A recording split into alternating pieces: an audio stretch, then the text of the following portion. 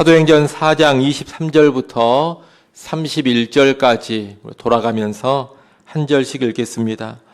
사도들이 노임에 그 동료에게 가서 제사장들과 장로들의 말을 다 알리니 그들이 듣고 한 마음으로 하나님께 소리를 높여 이르되 대주제여 천지와 바다와 그 가운데 만물을 지으시오. 또 주의 종 우리 조상 다윗의 입을 통하여 성령으로 말씀하시기를 어찌하여 열방이 분노하며 족속들이 허사를 경영하였는고.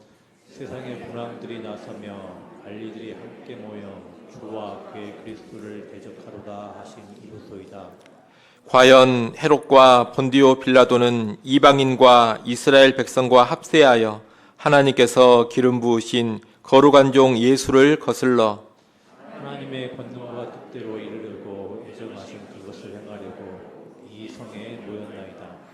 주여 이제도 그들의 위협함을 굽어 보시옵고 또 종들로 하여금 담대히 하나님의 말씀을 전하게 하여 주시오며 손을 내밀어 병을 낫게 하시옵고 표적과 기사가 거룩한 종 예수의 이름으로 이루어지게 하옵소서 하더라. 같이 봅니다. 빌기를 다음에 모인 곳이 진동하더니 무리가 다 성령이 충만하여 담대히 하나님의 말씀을 전하니라. 아멘. 이 사도행전 4장은 초대 예루살렘 교회에 본격적인 핍박이 가해지는 장면이 기록되어 있습니다. 사도 베드로와 사도 요한은 성전에서 예수님의 이름으로 놀라운 치유의 기적을 일으켰고 몰려든 사람들에게 예수님을 증거했습니다. 이 증거를 듣고 수많은 사람들이 예수님을 구주로 믿게 됩니다. 그런데 종교 지도자들은 이런 사실에 분노해서 사도 베드로와 요한을 체포합니다. 그리고 공회 재판에 넘깁니다. 그 재판 자리에서 사도들을 향해 너희는 앞으로 예수의 이름으로는 말하지도 말고 가르치지도 말라 이렇게 엄히 경고하고 나서 풀어줍니다. 이제 교회는 강력한 권력을 가지고 있는 당시 종교 지도자들에 의해서 핍박을 받게 되는 그런 상황에 처한 겁니다. 여러분, 이런 핍박의 상황에서 여러분이라면 어떻게 반응할 것 같습니까? 우리는 오늘 본문에서 이런 핍박 앞에선 초대 예루살렘 교회가 어떤 반응을 보였는지를 알게 됩니다. 핍박 앞에 선 이 교회는 어떤 반응을 보였겠습니까? 첫째, 교회는 하나님께 한 마음으로 소리 높여 기도했습니다. 종교 지도자들의 협박을 받고 풀려난 베드로와 요한은 어디로 갔느냐? 자기의 동료들, 다시 말해 교회가 모인 곳으로 갔습니다. 교회로 가서 교회 성도들에게 자기들이 당한 모든 일들을 다 알렸습니다. 그런 이야기를 교회가 쭉 들었는데 여러분, 그런 이야기를 들으면 염려와 불안의 반응을 보일 수 있고 또는 낙담의 반응을 보일 수도 있습니다. 우리도 베드로와 요한처럼 이제 복음을 전하다가 예수님 이야기하다가 체포되는 것이 아닌가, 계속 이렇게 신앙생활하다가 불미스러운 일이 벌어지는 것 아닌가, 이제 복음 전하는 일을 그만둬야 하지 않을까, 이런 생각이 들 수 있는 겁니다. 또는 지레 겁먹고 어디로 숨어버리거나 교회 다니는 일을 중단하고 교회를 이탈할 수도 있습니다. 하지만 예루살렘 교회 성도들은 그런 식으로 반응하지 않았습니다. 어떻게 반응했느냐? 24절 말씀을 보십시오. 24절에 보면 그들이 듣고 한 마음으로 하나님께 소리를 높여 이르되 이렇게 되어 있습니다.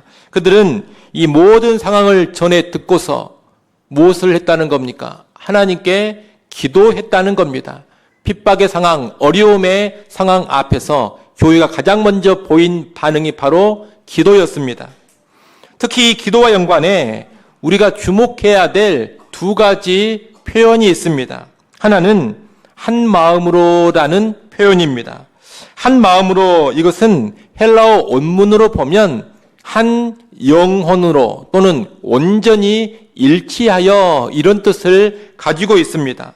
교회는 지금 핍박이라는 위기 앞에서 쪼개어지거나 나누어지지 않습니다. 조금의 분열의 모습도 보이지 않습니다. 누구 때문에 이런 위태로운 일이 벌어졌는가, 누가 잘못했는가, 이런 잘잘못을 따지지 않습니다. 바로 베드로와 요한이 성전에서 치유기적을 일으켜가지고 이런 문제를 일으켰는가? 아니, 공회에 잡혀갔으면 좀 고분고분하게 하고 나올 것이지, 포라고 그 앞에서 담대하게 우리는 예수 이름을 전할 수밖에 없다, 이렇게 강경하게 이야기를 했는가? 좀 조심스럽게 고분고분 대해줬으면 이런 위기를 당하지 않았을 수도 있지 않겠는가? 이런 식의 이야기를 전혀 하지 않았다는 겁니다.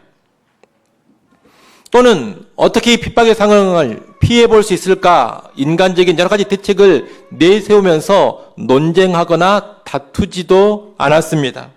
오히려 어떻게 했습니까? 한 영혼처럼 철저히 하나가 되어서 하나님께 기도했습니다. 기도와 연관해 또 하나 주목해 볼 표현이 소리를 높여라는 표현입니다. 소리를 높였다, 이것은 단순히 목소리를 크게 냈다, 이런 의미 이상입니다. 이것은 그들의 기도가 얼마나 간절했는지, 얼마나 뜨거웠는지를 보여주는 표현입니다. 그들은 한마디로 전심을 다하여 기도한 겁니다. 결국 예루살렘 교회는 핍박 앞에서 하나 되어 전심으로 하나님께 기도했던 겁니다. 여러분, 예루살렘 교회는 그들을 위협하고 있는 세상을 향해서 이런저런 소리를 바라지 않았습니다. 종교 지도자들, 권력자들을 향해서 이런저런 말을 많이 하지 않았습니다. 예루살렘 교회는 오직 하나님만이 그들의 도움이시고 하나님만이 그들의 피난처라는 것을 알고 하나님께 나아가 하나 되어 전심으로 기도했던 겁니다. 바로 이런 기도가 핍박 앞에서 가장 먼저 보인 교회의 반응이었습니다. 오늘날 우리도 이 모습을 기억해야 합니다. 오늘 우리도 핍박의 상황이 혹시 오게 된다면, 또는 핍박이 아니라 하더라도 어떤 인생의 어려움이 오게 된다면 가장 먼저 무슨 반응을 보여야 하느냐? 기도의 반응을 보여야 합니다.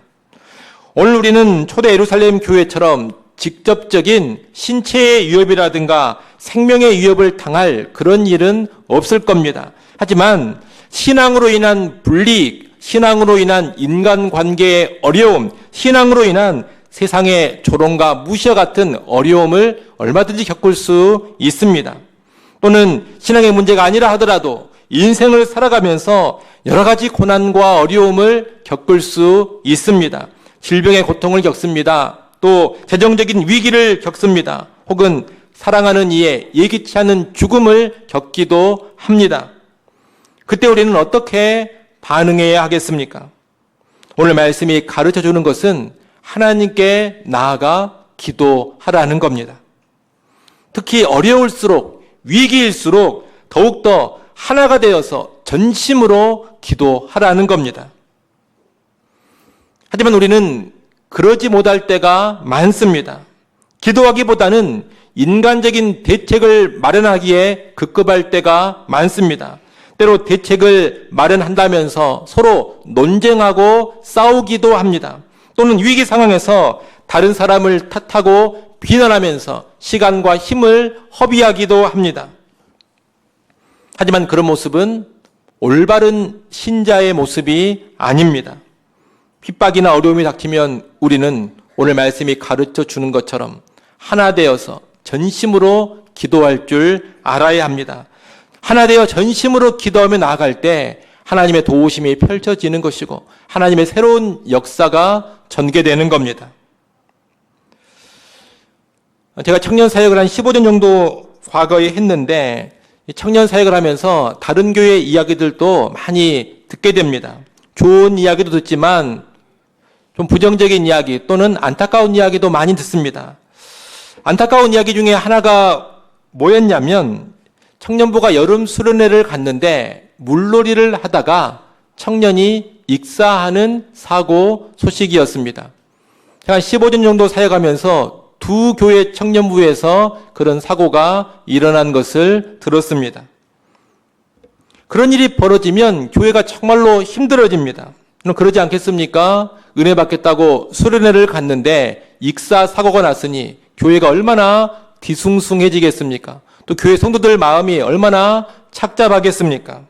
그런데 두 교회의 소식을 들었는데 이 사고에 대처하는 두 교회의 반응이 너무나 달랐습니다.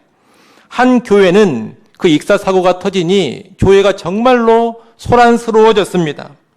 책임자가 누구냐, 누구 탓이냐, 그 논쟁을 얼마나 심각하게 하는지 모릅니다. 여름 수련회 장소를 거기로 정한 사람 누구냐, 수련회 프로그램에 물놀이 넣은 사람 누구냐, 물놀이 할 때 관리자가 누구였냐, 기도를 좀 많이 하고 갔으면 그런 일이 없었을 텐데 수련회 기간 담임 목사는 기도도 안 하고 뭐 하고 있었느냐, 아니 그러면 장로들은 또 뭐 하고 있었느냐, 이런 소리를 하면서 계속 논쟁하고 싸우는 겁니다. 한마디로 누구 탓이냐 이렇게 책임만 묻는 싸움을 계속 한 겁니다. 그 와중에 청년부 사역자는 책임을 지고 사임하고 청년부도 망가지고 담임 목사의 목회도 힘들어지면서 교회가 완전히 침체에 빠져버렸습니다. 그런데 또 한 교회는 어땠느냐?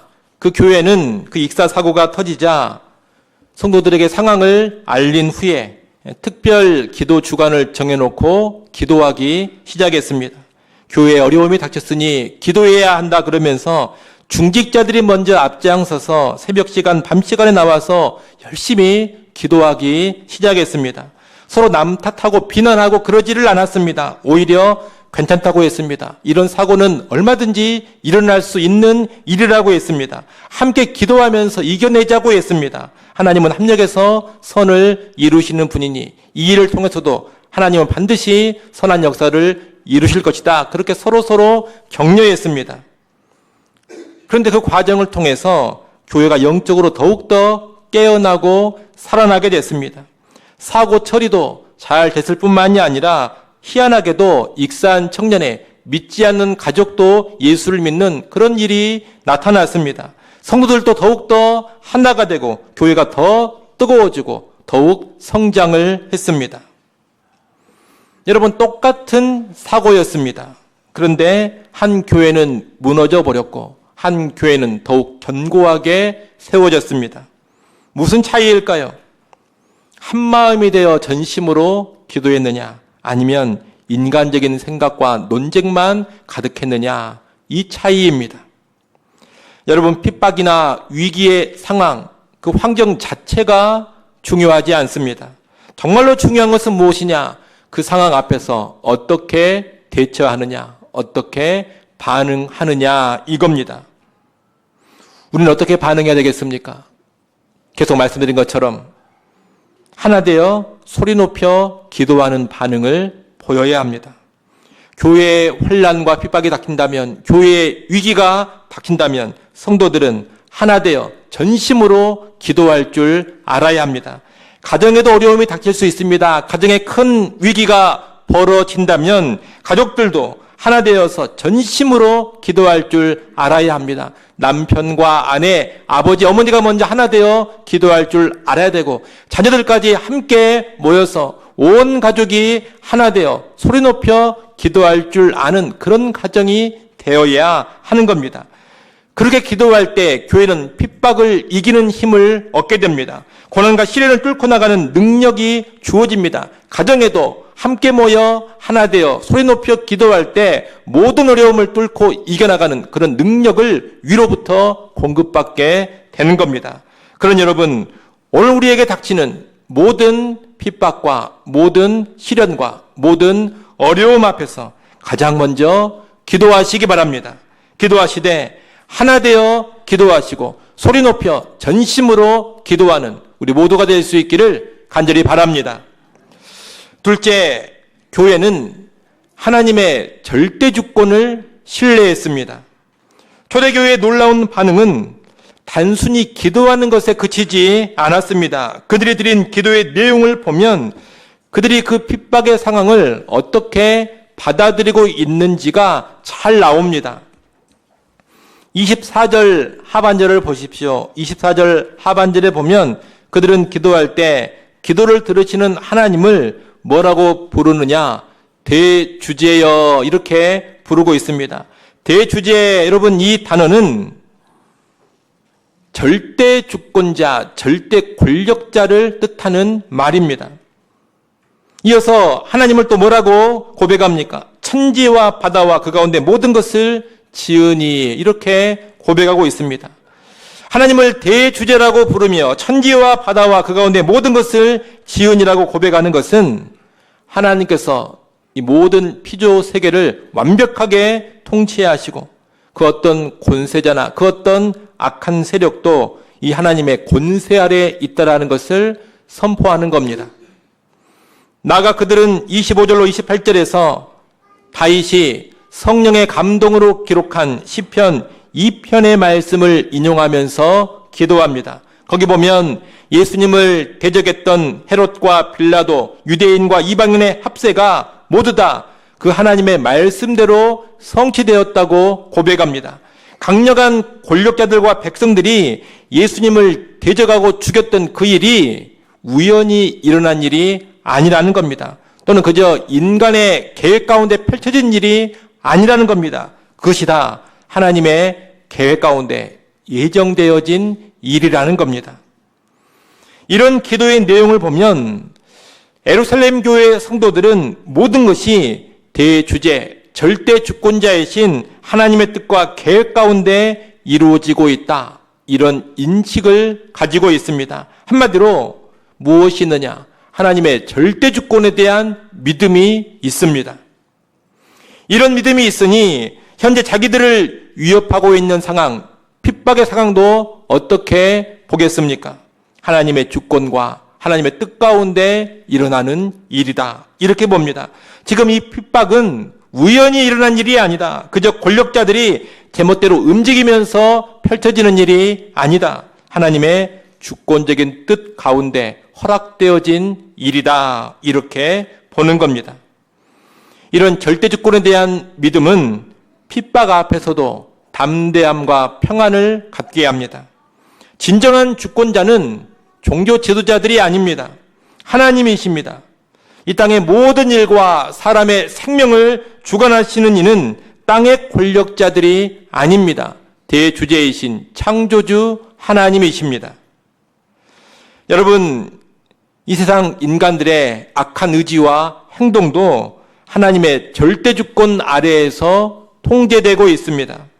예수님을 대적하고 교회를 핍박하는 일도 하나님의 통치 아래에서 허락되고 있기 때문에 펼쳐지는 일들입니다.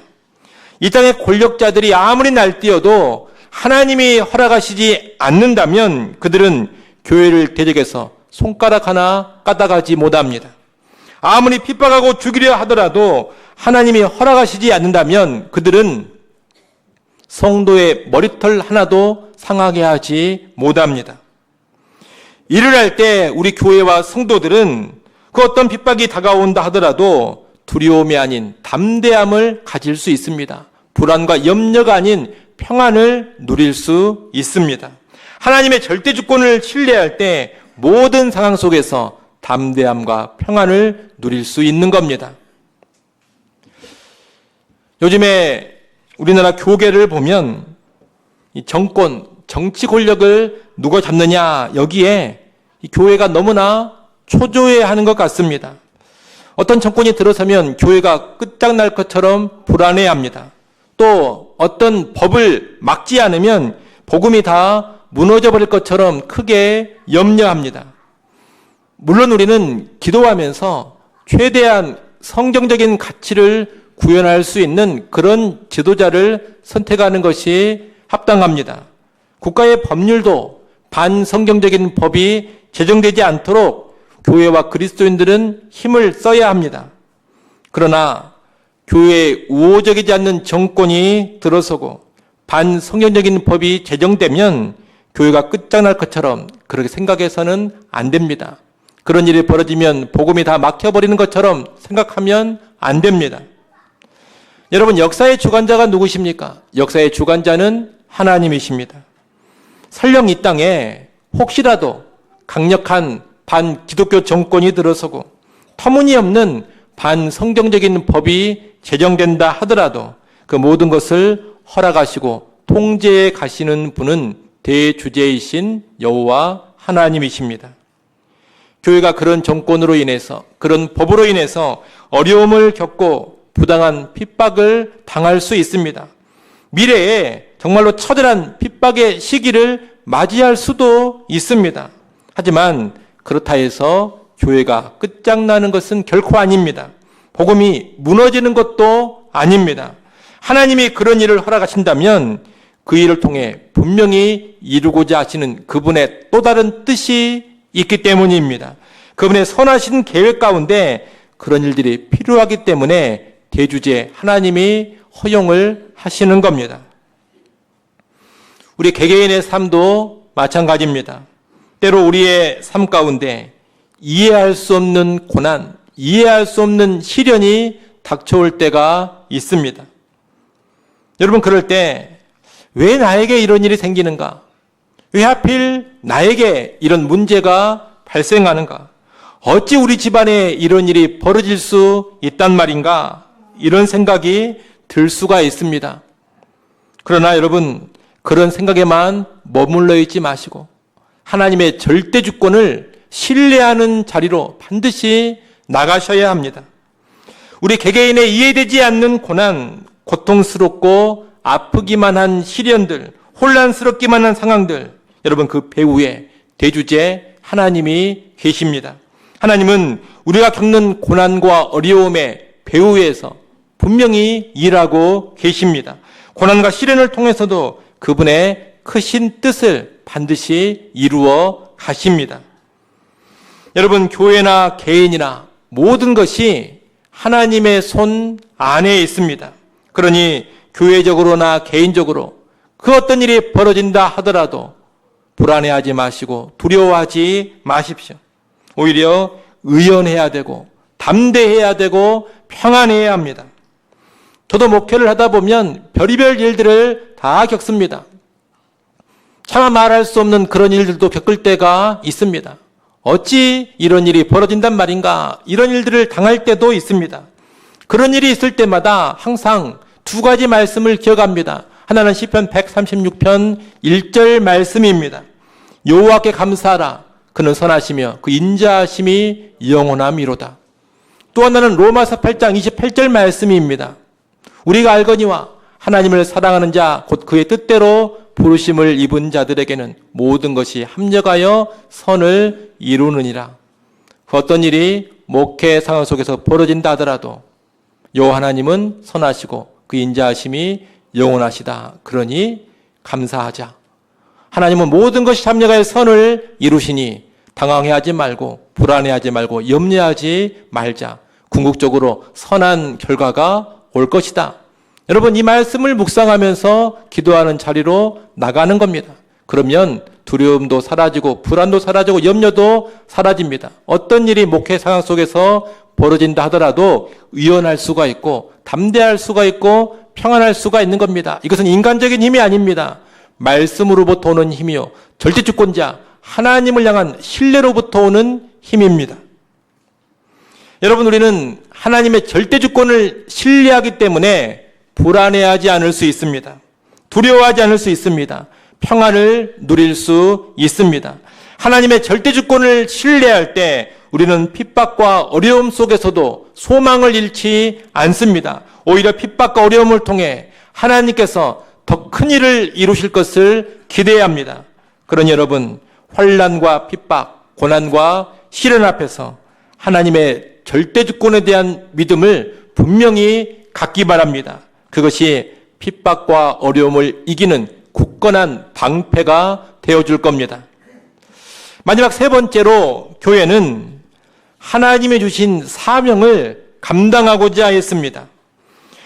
예루살렘 교회가 드린 기도의 마지막 부분을 보면 교회가 보여준 마지막 반응이 나옵니다. 오늘 본문 29절, 30절 말씀을 여러분이 한번 읽어보십시오. 29절, 30절 읽습니다. 주여, 이제도 그들의 위험함을 기뻐 보시옵고 또 종들로 하여금 담대히 하나님의 말씀을 전하게 하여 주시오며 손을 내밀어 병을 낫게 하시옵고 표적과 기사가 거룩한 종 예수의 이름으로 이루어지게 하옵소서 하더라. 아멘. 사실 이 예루살렘 교회가 하나님께 드린 구체적인 기도의 제목은 바로 이것 하나입니다. 이 기도를 보면 핍박을 없애 주옵소서 이렇게 기도하지 않습니다. 오히려 핍박 중에도 담대히 하나님의 말씀을 전하게 해달라고 합니다. 또한 예수의 이름으로 치유와 표적과 기사가 나타나게 해달라고 합니다. 한마디로 우리가 능력 있게 복음 전파의 사명을 감당할 수 있게 해달라 이렇게 기도하고 있는 겁니다. 여러분, 예루살렘 교회는 핍박이 있다고 어려움이 발생했다고 주신 사명을 망각하지 않습니다. 핍박 앞에서 사명의 자리를 이탈하지도 않습니다. 오히려 핍박 중에도 주신 사명을 더 권세 있게 감당하고 싶어 합니다. 여러분, 사명이라는 것은 하나님이 우리에게 맡기신 일인데 이 사명이라는 것은 생명보다 앞서는 것입니다. 성경적으로 보자면 사명을 위해 존재하는 것이 생명입니다. 하나님이 주신 사명이 생명보다 귀합니다. 그래서 사도 바울도 그렇게 고백하지 않습니까? 나의 달려갈 길과 주 예수께 받은 사명, 곧 하나님의 은혜의 복음 증거하는 일을 마치려 하면은 나의 생명조차 귀하게 여기지 아니하느니라. 여러분, 생명보다 귀한 것이 사명입니다. 그러기에 상황이 힘들다고 해서 사명을 포기하면 안 됩니다. 오히려 어떤 상황과 형편에도 사명을 감당하는 데 깨어 있어야 합니다. 교회에는 하나님이 주신 사명이 있습니다. 우리 각자에게도 하나님이 주신 사명이 있습니다. 복음 전파의 사명, 제자 삼는 사명을 위시해서 예배의 사명이 있고 그리스도의 몸된 교회를 건강하게 세워야 하는 사명이 있습니다. 가정 안에서 남편으로서의 사명이 있고 아내로서의 사명이 있습니다. 아버지와 어머니로서의 사명이 있습니다. 이 사회에서 빛과 소금으로 살아야 될 사명이 있습니다.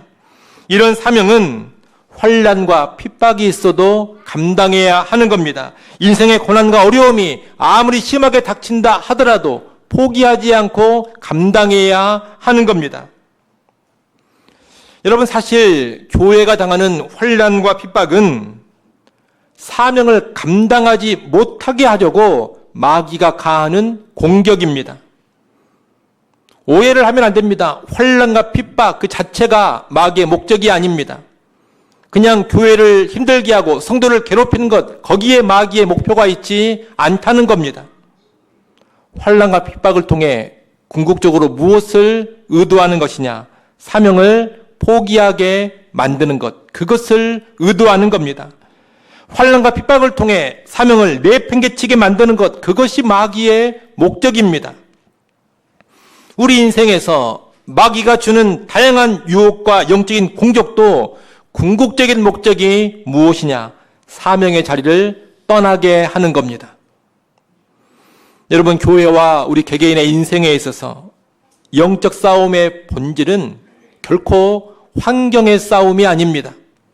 핍박과 어려움이 있느냐 없느냐, 내 형편이 좋아지느냐 좋아지지 않느냐, 이것이 싸움의 본질이 아니라는 겁니다.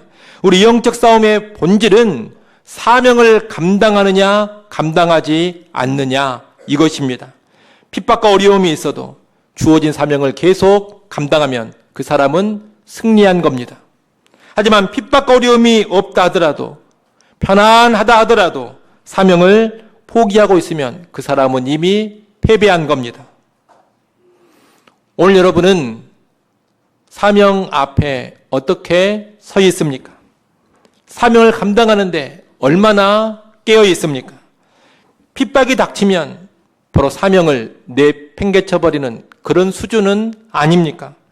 힘들고 어려운 일이 벌어지면 가장 먼저 하나님이 주신 사명을 포기해버리는 사람은 아닙니까? 혹시 편안하고 아무런 문제가 없을 때에만 내 사명을 들추어 보려고 하지는 않습니까? 여러분, 그렇다면 신앙생활을 잘못하고 있는 겁니다. 인생을 잘못 살고 있는 겁니다. 하나님 앞에서 실패한 신앙이요, 패배한 인생입니다. 여러분, 상황과 무관하게 사명을 잘 감당해야 하나님 앞에서 승리하는 신앙, 성공한 인생이 되는 겁니다. 예루살렘 교회는 핍박 중에도 사명 감당하기를 간구했습니다. 그럴 때 그 기도가 즉각적이고 강력하게 응답되었습니다. 31절을 보십시오. 31절에 보면 빌기를 다함에 모인 곳이 진동하더니 무리가 다 성령이 충만하여 담대히 하나님의 말씀을 전하니라. 이렇게 되어 있습니다. 사명 감당하기를 구하자 모인 곳이 진동할 정도로 강력한 하나님의 임재가 있었습니다. 성도들은 성령으로 충만해졌습니다. 그 결과 핍박 중에도 담대하게 말씀을 전하는 자리로 나아간 겁니다. 예수의 이름으로 말하지도 말고 가르치지도 말라, 그런 핍박이 가해졌습니다. 그런데 이 사장의 맨 마지막이 어떻게 끝납니까? 성령 충만해진 교회가 담대하게 하나님의 말씀, 예수의 이름을 전하고 가르치는 모습으로 끝나고 있는 겁니다. 핍박을 온 교회가 뚫고 나간 겁니다. 오늘날 우리도 그 어떤 어려움 속에서도 사명 감당하기를 결단하고 기도할 때 하나님께서 임재하시고 성령으로 충만케 하십니다. 그리고 그 어떤 형편과 상황 속에서도 사명을 감당할 수 있게 만들어 주십니다. 그런 여러분, 핍박과 어려움 앞에서 그 문제 자체를 해결하는 데에만 급급해하지 마십시오. 인생의 어려움 속에서도 어떻게 이 문제를 해결할까, 거기에만 집착하지 마십시오. 오히려 나의 사명이 무엇인지를 다시 점검하시고 이런 상황 속에서도 내가 감당할 사명이 무엇인가 여러분 떠올리시고 그 사명을 감당하고자 하십시오. 결단하고 기도하십시오. 그러면 하나님께서 핍박과 어려움을 이길 수 있는 기이한 힘과 능력을 공급해 주실 겁니다. 우리 모두 그런 자리로 나아갈 수 있기를 간절히 소원합니다. 이제 말씀을 정리합니다. 오늘 우리는 핍박 앞에 선 예루살렘 교회의 반응을 살펴봤습니다. 그들은 핍박 앞에서 한 마음으로 소리 높여 하나님께 기도했습니다. 그들은 대주제이신 창조주 하나님의 절대 주권을 신뢰했습니다. 그들은 핍박 중에도 하나님이 주신 사명을 감당하고자 했습니다. 이러한 반응을 통해 예루살렘 교회는 핍박 속에서도 오히려 더욱 견고해지고 확장되는 하나님의 역사를 누렸습니다. 핍박 속에서도 더 강력하게 하나님의 뜻을 이루어 갔습니다. 오늘 우리도 어떤 형태의 핍박과 어려움에 직면하든 이런 반응 보이기를 소원합니다. 그래서 하나님의 살아계심을 경험하시고 예수 그리스도를 더욱더 강력하게 선포하는 교회와 인생 될 수 있기를 간절히 축원합니다. 기도합니다. 하나님 아버지, 핍박 앞에 선 교회의 반응을 배우게 하시니 감사합니다. 오늘 우리의 삶에도 핍박과 어려움이 닥쳐올 때마다 예루살렘 교회처럼 반응케 하여 주옵소서. 어떠한 위기 속에서도 저희가 먼저 하나님 앞에 나아가 무릎 꿇게 하시고 한 마음으로 소리 높여 기도케 하여 주옵소서. 대주제이신 창조주 하나님의 절대 주권을 흔들림 없이 신뢰케 하여 주옵소서. 무엇보다 주님께서 우리에게 맡기신 사명을 핍박과 어려움 속에서도 담대히 감당케 하여 주옵소서. 예수님의 이름으로 기도드리옵나이다. 아멘.